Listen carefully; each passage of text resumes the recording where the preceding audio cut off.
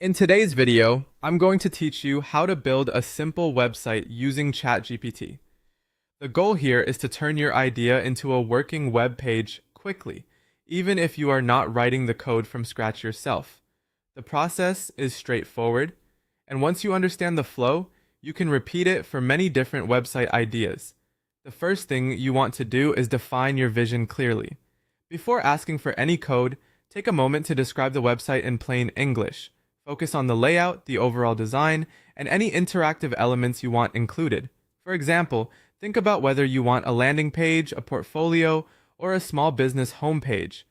Decide if you want sections like a navigation bar, a hero area, feature cards, a contact section, or buttons with hover effects.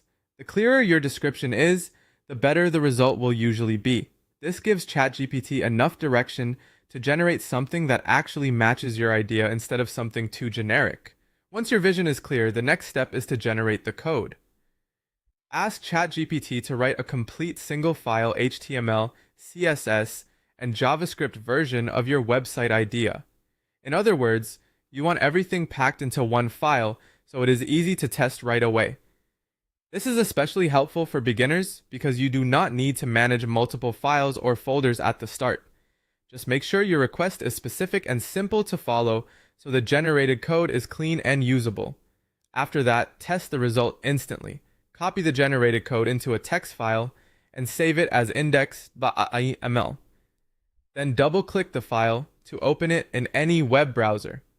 This lets you preview the website immediately without needing extra tools. As you test it, check whether the layout looks right, whether buttons or animations work, and whether the page feels close to what you imagined. From there, continue by iterating through chat. If something needs to change, describe exactly what you want to tweak.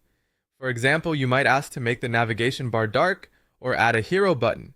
Then copy the revised code, replace the old version in your index HTML file, save it again, and refresh your browser to see the updated result.